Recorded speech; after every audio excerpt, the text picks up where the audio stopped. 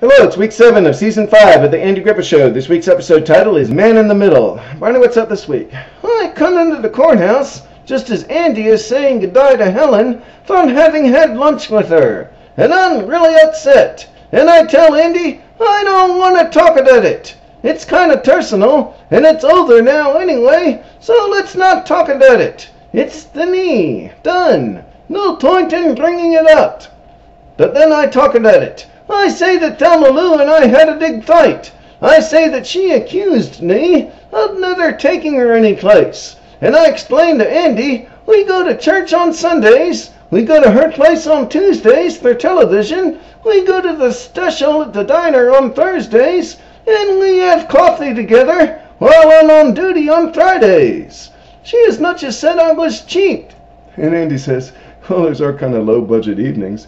And he says, don't worry about it. This will all blow over anyway. And you say, no, you all both agreed that you were breaking up for good. Yeah, I say 5 years. 5 years wasted. And Andy says, they weren't wasted. We had a good time and a good relationship. And I say, maybe we were never meant for each other. And Andy says, that's possible. And I say, yeah, life goes on. There are plenty of guys living full lives without winning. What about the guys that sailed the 7 seas, that mined for gold up in Alaska? They manage. And Andy says I might change my mind soon about winning. And I say, no, I'm no kid, Andy. I've been around the block. I'm finished with winning for good. But then that night you and Thelma Lou are kissing and making up, and you say, no more specials down at the diner. Y'all are going to order off the menu anything you want from now on. Yeah, and then I start laughing, and I say that Andy said that maybe she wasn't meant for me. And she seems hurt by that. She says she always thought that Andy liked her. And I say, Phil, you're making a big deal out of nothing. Maybe he didn't even say it. And then she walks away, and I say, well, don't take it out on me. I was only trying to make conversation. Of course, you're forgetting that you're the one that said that maybe she wasn't meant for you. Andy just said afterwards, yeah, that's possible.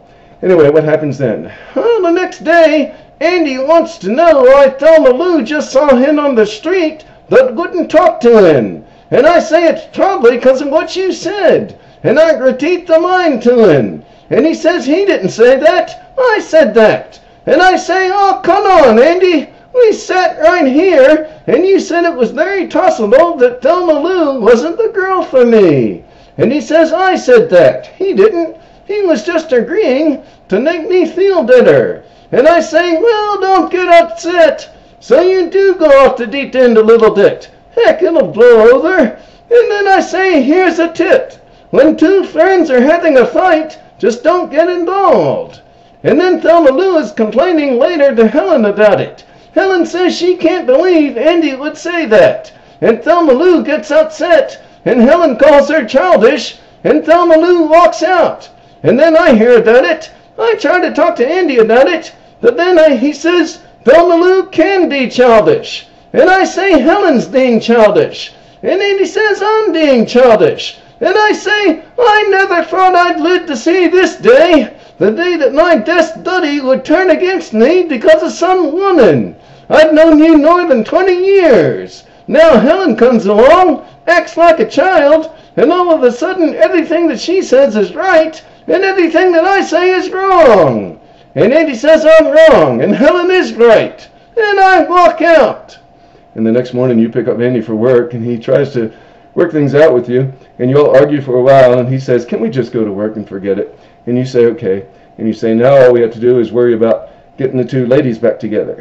And then I get Helen and Thelma Lou back together in the courthouse, and they don't want to stay. And I say, now, wait a minute. Now I called you two here to put an end to this foolishness. I think you ought to make up and get everything straightened out. But they both start to walk out, and I say, boy, oh boy, if you two aren't a couple of typical women. Typical over-emotional petty women. Andy was right when he says it wasn't worth breaking up the relationship just because some third party said something. And then Helen gets mad that Andy used the term third party instead of using her name. And then that night you and Thelma Lou talk about how you can get Andy and Helen back together. And she suggests setting up a date between the two of them, double dating with the two of you, but calling it a blind date and not letting them know that who their date is.